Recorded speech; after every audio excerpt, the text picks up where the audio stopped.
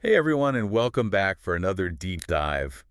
Today we'll be taking a look at the gingerbread house that came to life. Okay. And, it's a children's story, Right?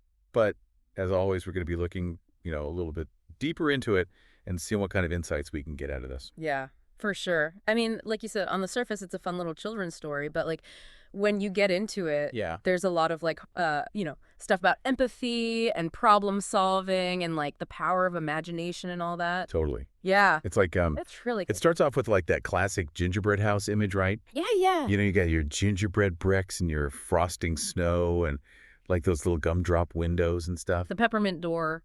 Oh, yeah, yeah. Yeah. All the things that make a gingerbread house, like, instantly recognizable. Yeah, exactly. And I think that's like a good foundation because then it like subverts your expectations Lovely. by having it come to life. Right. So you have this like familiar thing, and then all of a sudden it's like taking on this whole new meaning. And it does that right away. Oh, yeah. Like, the second that Coco wishes that she could live in the gingerbread house, it comes to life. Immediately. Yeah.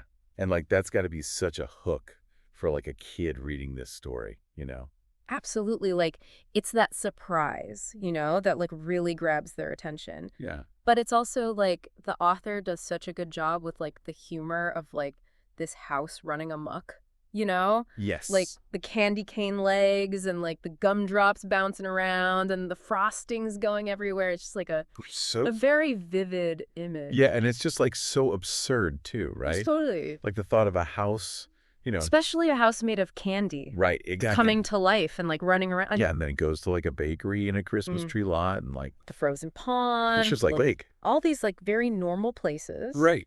And you have this like crazy gingerbread house running around in them. It's great.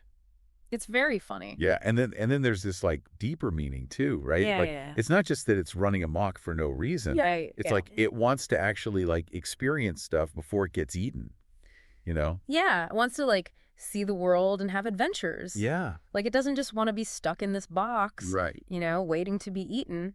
It makes you think, like, what does the gingerbread house represent, you know? Hmm. Like, is it just a gingerbread house, or is it like, Yeah, is it like a metaphor for something? right, yeah, like, is it like fear of the unknown or a desire to break free or something like that? That's a good question. It's interesting It is. how, like, a kid's story can, like, spark all these, like, questions, you know? Totally. And I think that's what makes it so good. Totally. It's not just like a surface level story. And then like the way that Coco catches the house too. Yeah. With like the frosting trap, it's like Wow. it's clever, Yeah, because it plays on like what the house wants. Totally. It wants the frosting and the candy. Right. She's like, okay, you want this. Yeah. Come and get it. Exactly. Yeah. And then that kind of leads into the resolution where, like, they decide, okay, we'll just let the gingerbread house have its adventures. Yeah, it's a good compromise. Yeah. Because the gingerbread house gets to like live its life, Uh-huh. but also like they get to keep it and like, They get to decorate it and yeah, becomes like a tradition. make it part of the town. Yeah, exactly. And I Yeah. think that ending line is like so perfect. Which one? No one had to eat the house because it was too busy having fun. Oh, yeah. Like it's so like lighthearted and playful, and it just leaves you with this feeling of like, everything worked out. Right. And, like, anything is possible, Exactly. Yeah. Like you can have your cake and eat it too, Yeah. in Yeah. a way. Okay. You know what I mean? Yeah, I get you. Okay, so, like, if we take a step back from this story, right, Yeah.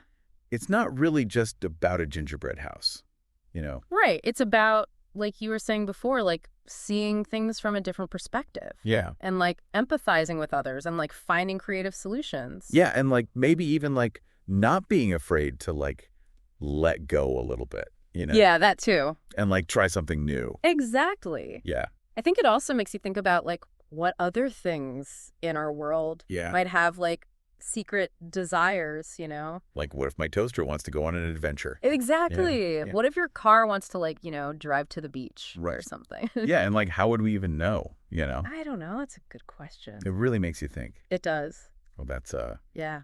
all the time we have for this deep dive. Yeah, okay. But thanks for joining us for this look at the gingerbread house that came to life. Yeah, thanks for having me. And hopefully you enjoyed it, and maybe it sparked some of your own curiosity. Yeah, go out there and like look at the world with fresh eyes, There you go. See what you can find. All right. See you next time.